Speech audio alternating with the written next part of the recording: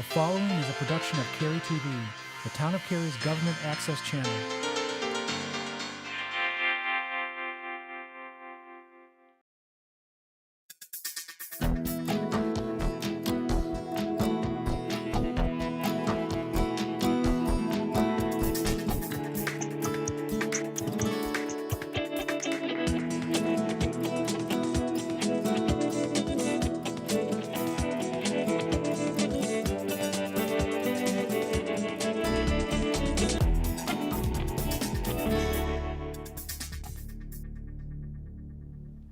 Hi, welcome to Cary Matters, our monthly program that helps keep you informed of the issues that the town of Cary is working on.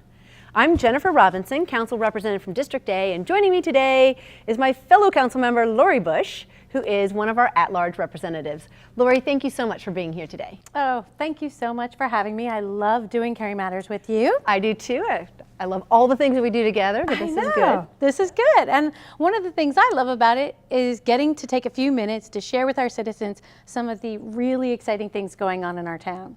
Yes, and do we ever have a lot going on?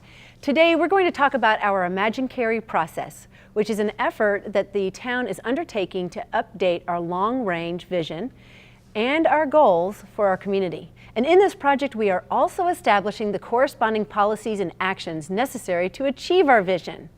If any of you have ever tried to find out about a planned street network or a future park project, you know that we have over 17 different independent master plans.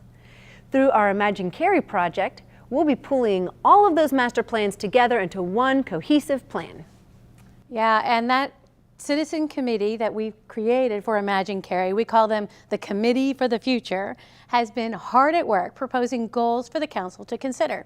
And just recently, the council weighed in on these goals. We had 2 meetings, and on those goals, they gave town staff, we gave town staff direction on those specific goals that we hope to emphasize for Cary. Now, after we go over these goals, let's talk about how citizens can get more involved in our government. I mean, if you're watching this, you must be pretty interested in the town of Cary. So maybe it's a good time for some of you to come on down to Town Hall, serve on one of our boards or commissions. Okay, so let's talk about the need and benefit for us to have specific goals. We really don't have much developable land left in Cary compared to some of our neighboring towns. In fact, out of the 82.4 square miles in our planning area, we have about 14.8 square miles left to develop. And you're probably trying to do the math, so I'll help you out. That equates to about 17.4% of our total area. Some might wonder if we're a little late in adopting goals, but clearly we've had goals all along. This Imagine Cary project is giving us an opportunity to reaffirm some of our goals, update others, or establish some new goals. And my thought is, if you're going to do something, do it right. I tell my kids that all the time. And us. That is true. We need to make sure that these last development opportunities are done well so that our town is further enhanced. I totally agree, and that's why I love the topics that we're focused on. I believe that they really speak to the heart of what we all care about. So our big 6 focus areas are: where will we live? Where will we work? Where will we shop and dine? How will southwestern Cary grow? How will we get around? And how will downtown thrive? That's right. In 2 recent work sessions, the council delved into each of these to establish our draft policies. So let's first talk about the question of where will we live, because probably it's the most contentious. Yes, there were certainly some differences of opinion on the topic, and I think we all agreed with the goal of having a variety of housing choices, which would include all types of housings, from multifamily to single family, and most importantly at all price points. And we also agreed that we need to maintain the network of neighborhoods that Cary is known for, and to put the greatest variety of housing choices into mixed-use developments. But one of the points of disagreement was whether or not we would emphasize the need for affordable housing. Now, I for one think we don't have enough affordable housing in Cary, and that was one of the priorities that came out of the feedback from our citizens that told us through this told that to us through the Imagine Cary process. And affordable housing was one of the issues that the Committee for the Future focused on, and one that I know you, Lori, you're very passionate about. I am. Yeah. The majority of the council considered what we are already doing to promote affordable housing through our affordable housing plan, and affirmed that our activity in this area satisfied the role that we as a government could have in helping affordable housing. The challenge we face is that the limited supply of land that we mentioned earlier, along with the proximity of Cary to employment centers, is driving the cost of land up. And it is very hard for a government to stem these market forces. So, even with that being said, for those of you who are not aware, the town partners with organizations such as DHIC, which builds affordable senior housing, and Habitat for Humanity. Actually, I should clarify, we partner with DHIC, who builds affordable senior housing, and we partner with Habitat for Humanity. I don't want you to think DHIC is building Habitat for Humanity. The town also assists senior citizen homeowners in staying in their homes by giving loans for essential repairs, such as a roof or HVAC replacement. Yeah, that's absolutely true. And I believe that those are all great programs. They help a significant number of our citizens. But I also think that we could do more. I hear from a lot of people that the cost of buying a home in Cary has gotten so expensive that many of our citizens find it very difficult to be able to afford to live in Cary. I do believe that we should be putting more effort on finding ways for having housing for people to be able to live in Cary regardless of their income level. But you are right, this is absolutely a topic I'm passionate about. We have some great programs in Cary, and I hope that council will be open to continuing to address this and consider moving it forward at some time in the future. So since you just mentioned proximity to employment, let's talk about the second focus area, where will we work? This topic wasn't nearly as contentious. The Committee for the Future and the council members all agree that citizens want mixed use and walkable employment areas. The days of having a huge office complex far from retail and restaurants and homes are absolutely gone. And as we look to the future, the town of Cary will want to have offices throughout the town. So the problem is, where? Yeah, that is the real problem. The town has very little land left that has been planned for offices. With the scarcity of apartments over the last 5 years, many parcels of land that were planned for development into offices has been rezoned into residential. As more companies come to Cary, one of our biggest challenges will be finding office sites. And for this reason, the council agreed to try to protect land that is already zoned for offices and try to incorporate offices into mixed-use projects. Yeah, absolutely. And going along with this is the where will we shop and dine. It's one of my favorite areas in the Imagine Cary process. All of the council members were on board for the redeveloping of the aging and underperforming shopping centers.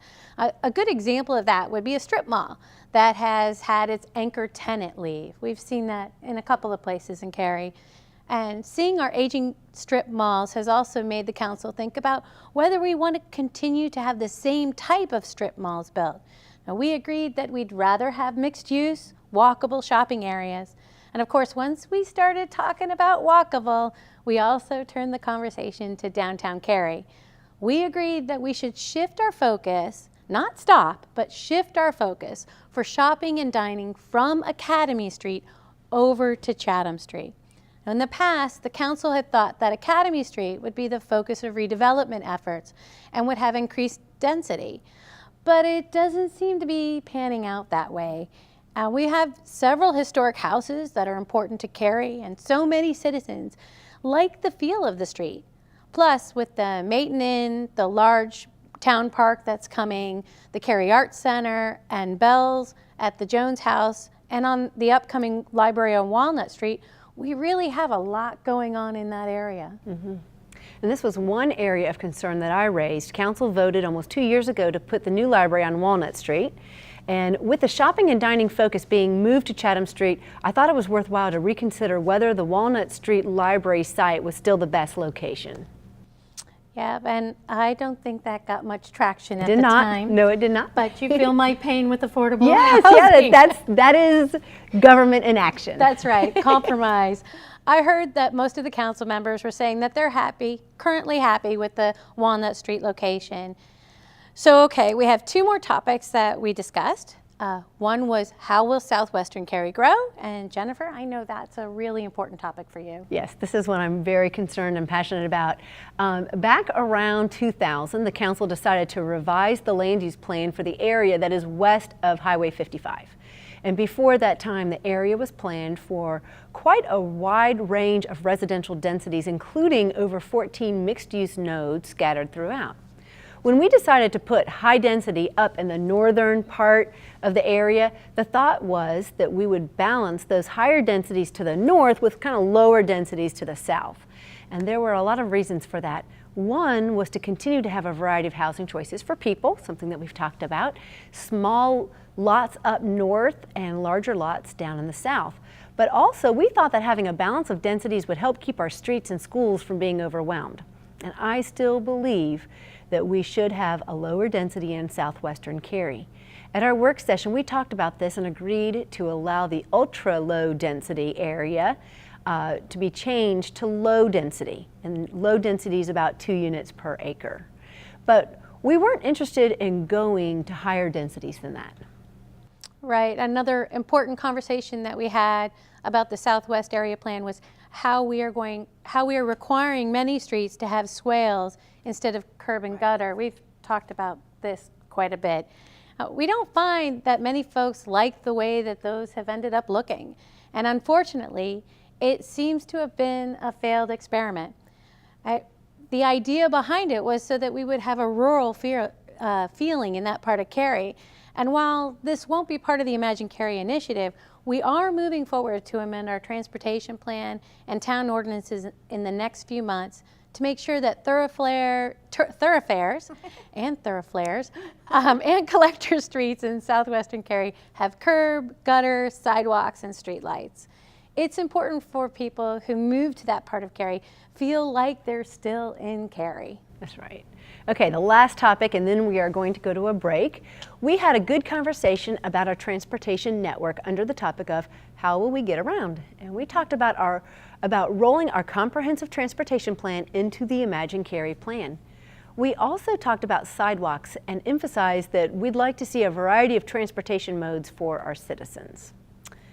Okay, we are going to take a brief break, and when we come back, we're going to talk about how you can be involved in your community, our community, by volunteering for a town board or a commission.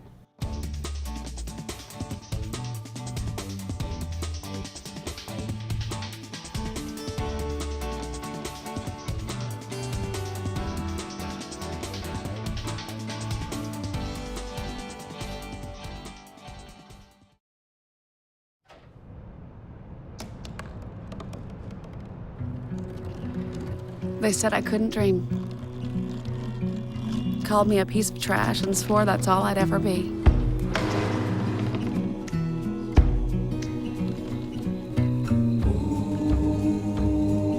Said a bottle couldn't see the ocean.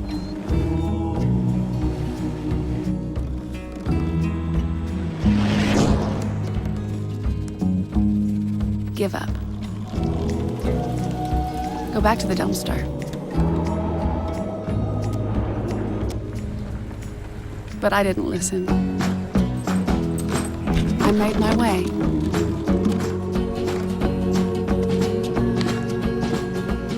And now, I am what I've always wanted to be.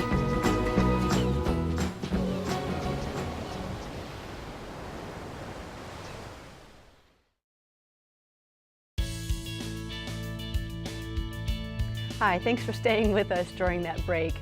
Lori and I have such a good time talking. We almost don't want our breaks to end here. Okay, so Lori, let's talk about volunteer opportunities. Oh, I love volunteer opportunities, and just have to say, if they stuck with us that long, they really are, what we call civically obsessed. Yes. That conversation is pretty exciting. So if you are one of those civically obsessed citizens, don't take that title personally, by the way. Everyone on council is civically obsessed, or we wouldn't be doing this job. That is true. Our message to you is please, please, please volunteer for the town. We could use people like you. Our council will be appointing citizens to fill vacancies on very important advisory boards and commissions. These groups of citizens consider in detail issues that the town is facing and give the council advice on how we should proceed. 6 of our 7 boards and 1 of our committees have vacancies. One of the boards with a vacancy is the Planning and Zoning Board, which advises the council on land use issues, including rezonings and land development ordinances. We also have a vacancy on our Zoning Board of Adjustment, which hears and decides appeals when a citizen does not agree with the town's position on development issues. Or, if you are interested in our economy, you may want to apply for a vacancy on the Economic Development Committee. Yeah, a few boards with vacancies that are near and dear to my heart, so if you want to be where I am, are the Information Services Advisory Board, which advises the town on technology and communication. And another great board, they're all great, but another great board is the Environmental Advisory Board, which provides the town advice on how to protect and reduce the use of natural resources. And also the Public Art Advisory Board, and another big favorite is the Parks, Recreation, and Cultural Resources Board, have vacancies. People love serving on these boards because you get to talk about the entertainment and recreation and greenways. I mean, who doesn't love that? I know. I gotta tell you, before I joined the council, my husband said I should be the president of the National Opinion Society. Oh. So if you feel Started that, up. yes, if you are the same way, please join us. If serving on a town board or committee sounds interesting to you, please visit the town's website for more information and be sure to apply online no later than June 30th. We really appreciate the time and effort that our citizens put into making our town a wonderful place to live. So thank you in advance. Okay, we're going to another break and we'll talk about the events and meetings during the month of May when we come back. So stick around.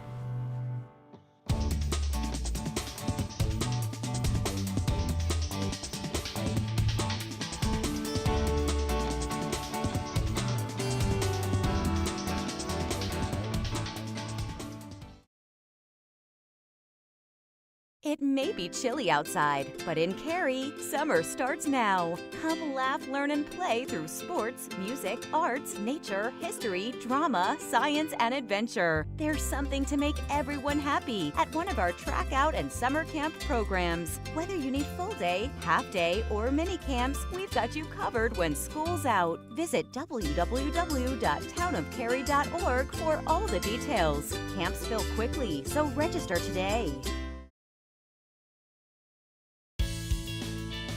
Okay, we are back. In this final segment of Cary Matters, we want to talk about what's happening in May and how you can be involved. Lori, start us off. What do we have going on? Well, there's always something fun going on.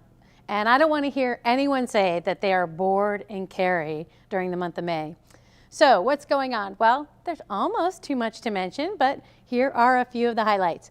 The Cary Players will present Legally Blonde May 1st through the 3rd. I have my tickets. Train Day will be held in downtown Cary on May 9th. And speaking of downtown, there's a new music series this month called Live at Lunch. It's another cool thing that we're trying out. It's each Thursday in May from 11:30 to 1:30 at the Fidelity Bank Plaza right at the intersection of Chatham and Academy. Bring your lunch, or better yet, stop by one of the downtown Cary restaurants and then join us for some midday music by local performance. That sounds very cool. You can also do a withdrawal at the bank at the same time. You could. Eat lunch, be entertained, get some money. That's right. Do it all. Okay. Also very cool is our Cocoa Booth Amphitheater, where movies and concerts will be going on all month long. Opera in the Pines will be back on May 9th, and Movies by Moonlight will be running on alternate Fridays. Catch Big Hero 6 on May 16th. That'd be pretty fun. You know, there really is too much to tell about this month, and so I recommend that you check out the townofcary.org website and click on the calendar on the homepage to see a full list of activities. Yeah, well, that's all the official stuff. Now, let's mention that we have our council meetings as well. I know that as you're watching this, you probably want to put these down on your calendar on Tuesday, May 5th and Thursday, May 21st. Come on out. We'll also have a work session on Tuesday, May 19th to discuss the town manager's recommended budget for the coming year. And if you thought that the Imagine Cary information that we talked about was interesting, well, you might want to be in the audience when the Committee for the Future meets on May 26th. Well, that's it for this edition of Cary Matters. We appreciate your watching and hope that what we've shared has been of interest to you. Please let us hear from you. And your time is important. We want this show to be of value to you as we work to bring you, our citizens, closer to your government. And remember, help keep Cary litter-free, clean, green, and beautiful by volunteering with our Spruce program. Thanks for watching, and as always, thanks for choosing to call Cary home.